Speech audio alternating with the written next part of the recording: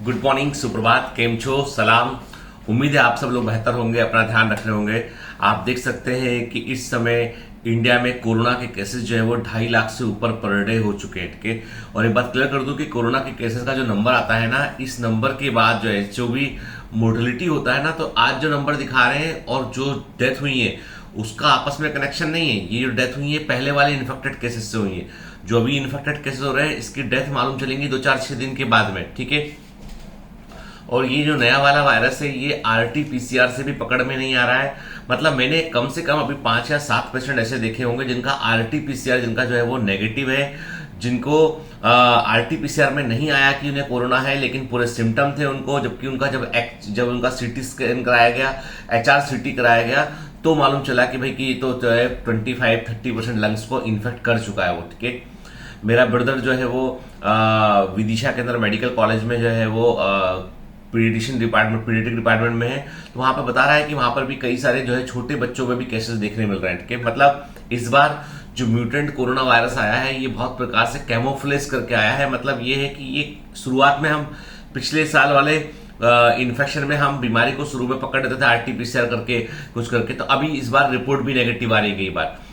बल्कि छोटे सेटअप में तो ये कंडीशन है कि वहां जांच ही नहीं हो पा रही है एक्चुअली। ठीक है, तो अब ये पूरी चीज का सॉल्यूशन क्या है? आप बोलोगे सर समस्या तो हमको पता है, हम तो ऑलरेडी अखबार में भी देख चुके हैं, हम न्यूज में सुनते हैं, सब जगह देखते हैं, हमके न्यूज़पेपर में भी आता है, के लोग भी बताते हैं। लेकिन सॉल्यूशन क्या है? मैंने बहुत दिन से, मैं कम से कम जो है पिछले 150 दिन से आप देखेंगे तो मैंने हर दिन बोला है ये चीज।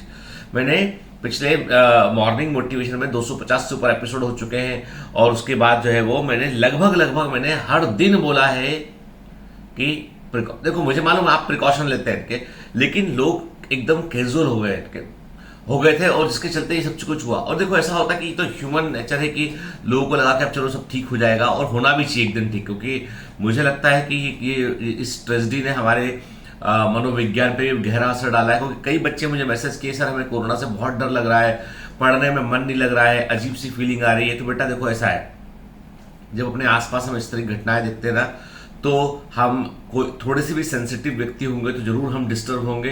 तो आपका डिस्टर्ब होना कोई असामान्य बात नहीं है, लेकिन वही वाली बात है ना कि अभी हम इस समय हम सब लोग जो है मतलब मजबूर है कि अपने घरों में रहें, अपनी सुरक्षा का ध्यान रखें। ये भी एक ऐसा वक्त है जो पूरी दुनिया को देखना पड़ रहा है। बहुत बेड फेस से वर्ल्ड गुजर रहा है।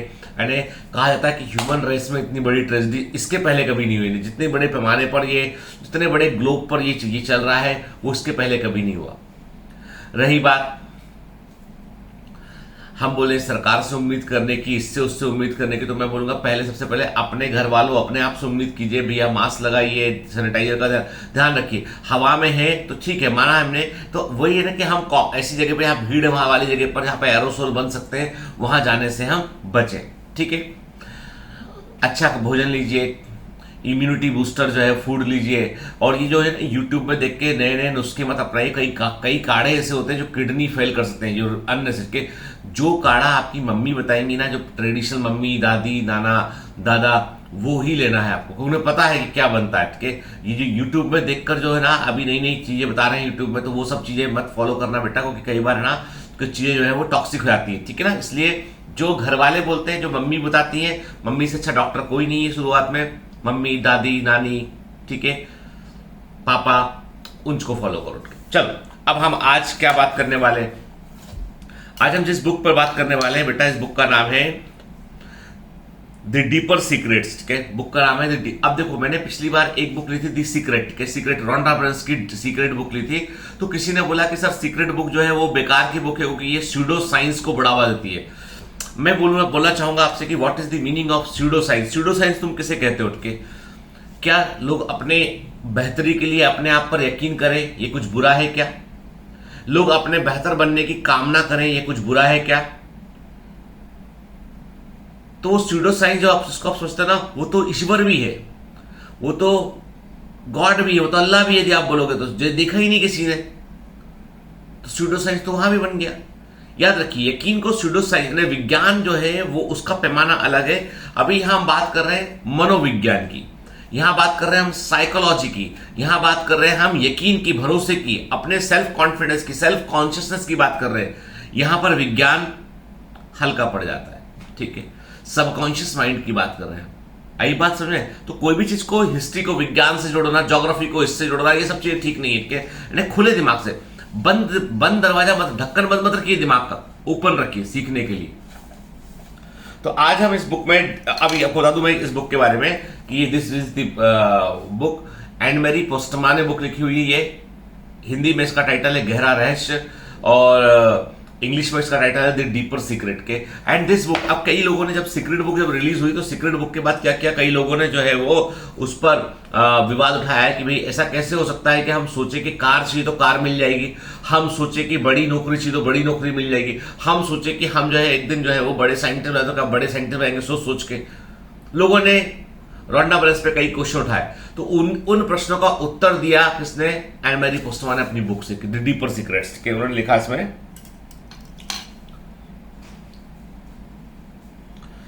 ब्रह्मांड के साथ, मतलब यूनिवर्स, ब्रह्मांड के साथ संवाद करने का केवल एक ही तरीका है। संवाद मतलब कम्युनिकेशन। वह है अपनी भावनाओं के जरिए, सेंटीमेंट्स के जरिए। वो कहते हैं कि यदि आप, if you want to talk to universe, यदि आप यूनिवर्स से बात करना चाहते हैं तो there is only one way, एक ही तरीका है कि आपको अपनी भावनाओं के जरिए, अपनी फीलिंग्स के जरिए उससे कम्युनिकेट करना पड़ेगा। ब्रह्मांड ऊर्जा है, ब्रह्मांड मतलब यूनिवर्स में के एनर्जी है, इसलिए यह केवल ऊर्जा के माध्यम से ही आपकी सहायता कर सकता है। मतलब उनका कहना है कि जो यूनिवर्स है वो एनर्जी है, और ये केवल एनर्जी की हेल्प से ही आपकी सहायता कर सकता है। आप सोच रहे हैं कि आपको नई कार चाहिए तो घर के पोर्च पे कार खड़ी हुई सुबह नहीं मिलेगी आपको, कुछ करना पड़ेगा उसकी, तो वो एनर्जी है। देखो, ब्रह्मांड ऊर्जा है, इसलिए यह केवल ऊर्जा के माध्यम से आपकी सहायता कर सकता है। यह आकार पर काम तो करता है, लेकिन आकार की भाषा नहीं समझता। यानी आप जो लक्ष्य चाहते हैं उसे आपको ऊर्जा में रूपांतरित करना होगा ताकि ब्रह्मांड उसे समझ सके। आप कुछ चाहते हैं, कुछ आपकी विश है, उसको यूनिवर्स को बताने के लिए आपको उसे एनर्जी में कन्वर्ट करना पड़ेगा, और उस एनर्जी की भाषा को ही जो है वो ब्रह्मांड यूनिवर्स समझ पाता है। मैं हमेशा एक बात कहता हूं कि जिंदगी में सबसे इंपॉर्टेंट सिद्धांत है थर्मोडायनामिक्स के रूल्स। क्या कि यदि आप ऊर्जा लगाओगे तो ऊर्जा व्यर्थ कभी नहीं जाती, वो लौट के आएगी आपके पास में, जरूर लौट के आएगी आपके पास में। यह आकार पर काम तो करता है, लेकिन यह आकार की भाषा नहीं समझता। यानी आप जो लक्ष्य चाहते हैं उसे आपको ऊर्जा में रूपांतरित करना होगा ताकि ब्रह्मांड उसे समझ सके। यदि आप नए मकान की इच्छा रखते हैं तो ब्रह्मांड आपको नया मकान नहीं दे सकता, लेकिन आप नए मकान से जो भावना चाहते हैं, यदि आप उसे संप्रेषित कर देते हैं तो ब्रह्मांड आपकी सहायता कर सकता है, वो भी बड़ी आसानी से। क्या आप नई नौकरी चाहते हैं? स्वयं से पूछें, आपको उस नौकरी में कैसा महसूस होगा? शायद आप अधिक सत्ता और निर्णय लेने का अधिकार चाहते हैं, मतलब मोर पावर ऑफ डिसीजन। तो एक अखबार उठाएं और नौकरी खोजना प्रारंभ कर दें। आवश्यक शिक्षा या अनुभव पर ध्यान ना दें, बस नौकरी के वर्णन से मिलने वाली भावनाओं के आधार पर नौकरी खोजें। जब भावना के आधार पर मनचाही नौकरी दिख जाए तो स्वयं से पूछें, उस नौकरी और मेरे बीच में क्या बाधा है? मतलब आप चाहते हैं कोई जॉब करना है, आपको कोई जॉब करना है, कोई नौकरी चाहिए आपको, तो आप पूछें कि भाई मुझे नौकरी करना है। तो अपने अखबार में देखा, आपको आपकी मनचाही जॉब दिखाई पड़ी उसके अंदर कि भाई ये वैकेंसी निकली हुई है। अब अपने आप से पूछिए कि मेरे और इस वैकेंसी के बीच में प्रॉब्लम क्या है, क्यों मुझे ये नहीं मिल सकती, क्यों मिल सकती है मुझे। ठीक है, देखिए, जब भावना के आधार पर मनचाही नौकरी दिख जाए तो स्वयं से पूछें, इस नौकरी और मेरे बीच क्या बाधा है? स्वयं से पूछें, आप में इसके लिए आवश्यक योग्यताएं हैं या नहीं?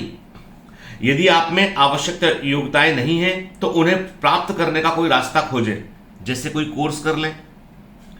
सृजन का नियम इसी तरह कार्य करता है, इसके विपरीत नहीं। यानी जो भी क्रिएटिविटी है, सृजन है, उसका नियम इसी प्रकार काम करता है, इसके अपोजिट काम नहीं करता। देखिए, यह नहीं हो सकता कि साल भर मनचाहा चित्र बनाने से, मतलब दिमाग में जो आप इमेज बनाते हैं, देखिए, यह नहीं हो सकता कि साल भर तक मनचाहा चित्र बनाने से किसी सफल मल्टीनेशनल कंपनी में डायरेक्टर की पोस्ट आपकी गोद में आकर गिर जाए, जबकि आपके पास उससे संबंधित कोई अनुभव या कॉलेज की डिग्री ना हो। क्या ऐसा हो सकता है? मुश्किल काम है। आप सोचते हो आईएएस बन जाए, आपने फॉर्म ही नहीं भरा, एग्जाम ही नहीं दिया, कहां से आईएएस बन जाए बताइए? कुछ अनुभव भी नहीं है उसके बारे में। फिर यदि आप किसी चीज को चाहते हैं तो आप अपने अस्तित्व की गहराई से सचमुच इसकी इच्छा कर सकते हैं और फिर पूरा ब्रह्मांड आपकी सहायता करने के लिए सक्रिय हो जाएगा। आपको वो ऑब्स्टिकल्स दूर करने पड़ेंगे जो आपकी इच्छा, जो आप चाहते हैं, जो आपके लक्ष्य हैं उसको पाने के लिए जो कमियां हैं ना उनको दूर करना पड़ेगा। और जब आप कमियों को दूर करने की प्रोसेस में होंगे ना, वहीं पर आप एनर्जी लगा रहे होंगे और उसी ऊर्जा की भाषा को यूनिवर्स सुनेगा, उसी ऊर्जा की भाषा को यूनिवर्स सुनेगा और आपको उसके बदले रिवॉर्ड मिलेगा। जब आपको एग्जाम निकालना हो तो आप केवल एनसीईआरटी की बुक का तकिया बनाकर सो जाएंगे तो काम नहीं चलेगा। एंड नीट निकालना है, आपको उन बुक्स को बार बार पढ़ना पड़ेगा, सोचे बगैर कि क्या परिणाम होगा, सोचे बगैर कि बाद में क्या होगा, सोचे बगैर कि नहीं हुआ तो क्या हुआ। ये मत सोचिए, ये सोचिए कि मुझे अपना एनर्जी इसमें लगा देना बुक में, उसके बाद जो होगा वो यूनिवर्स करेगा, बेहतर करेगा। ब्रह्मांड ऊर्जा है, इसलिए यह केवल ऊर्जा के माध्यम से आपकी सहायता कर सकता है। यह आकार पर तो काम करता है लेकिन आकार की भाषा नहीं समझता है। यदि आप ब्रह्मांड के साथ काम करना चाहते हैं तो आपको पूरी तरह स्पष्ट होना चाहिए। जाने कि आप क्या चाहते हैं और क्यों चाहते हैं। केवल तभी आप उन चमत्कारों को पहचान सकते हैं जो ब्रह्मांड आपकी इच्छा पूरी करने के लिए आपकी राह में प्रस्तुत करता है। आप जिस भी चीज की इच्छा करें उस पर मनन करते रहें, जैसे सही मकान, नई नौकरी या आदर्श प्रेम। उसके अपने पास होने का मानसिक चित्र बनाएं और उससे उत्पन्न होने वाली भावना पर ध्यान केंद्रित करें। आपको इसी भावना की तलाश है। यह भावना या फीलिंग्स, यह भावना अक्सर आपके अह की आशा से अलग रूप में प्रकट होती है। जब यह चाहे जिस भी रूप में स्वयं को प्रकट करे, आप उसे पहचानने को तैयार हैं। जब भी आप ऐसी फीलिंग करेंगे वो आपके अपने एग्जिस्टेंस से अलग फीलिंग होगी, वो उसको पहचानिए, उसके अकॉर्डिंग काम कीजिए। तो कहने का मतलब ये है कि दी सीक्रेट बुक में जो बताया गया है कि आप सोचेंगे, पॉजिटिव थॉट रखेंगे तो यूनिवर्स आपकी बात सुनेगा और आपके लिए वो कुछ करेगा। तो जाहिर सी बात है कि यूनिवर्स तक अपनी बात पहुंचाने के लिए, यूनिवर्स तक अपनी बात पहुंचाने के लिए आपको पॉजिटिव थॉट रखना पड़ेगा। साथ में आपको एनर्जी का इनपुट करना पड़ेगा। जैसे हम किसी को आपको यदि मुझसे फोन पर बात करनी है तो केवल सोचने भर से बात नहीं हो सकती ना, आपको you have to use WhatsApp call use करना पड़ेगा या मोबाइल कॉल को इस्तेमाल करना पड़ेगा। आपको एक सिग्नल भेजना पड़ेगा और वो सिग्नल मेरे तक आएगा, तब मैं आपसे कम्युनिकेट कर पाऊंगा। यही होगा ना कि मैं और आप दो अलग अलग पॉइंट है, इस पॉइंट को कनेक्ट करने के लिए हमें कोई सिग्नल की रिक्वायरमेंट है and that signal is energy. आप और आपकी सफलता के बीच में जो सिग्नल है, यूनिवर्स जहां पर काम करता है वो है इनपुट ऑफ एनर्जी, तब आपको आउटपुट मिलेगा। ठीक है, तो कैसी लगी आपको ये वाली बुक जरूर बताइएगा। क्योंकि देखिए ऐसा है कि जो है हम हर की बुक में बेटा अलग अलग लिखा होता है। हम किसी बुक को किसी से कंपेयर नहीं कर सकते। हमको इसी चीज पे फोकस करना है कि क्या हमारे काम का है, क्या हमें मिल रहा है, क्या हम नया सीख रहे हैं। That is important thing. Criticise करना बहुत आसान काम है, क्रिएट करना कठिन काम है। ठीक है, have a great day, all the best.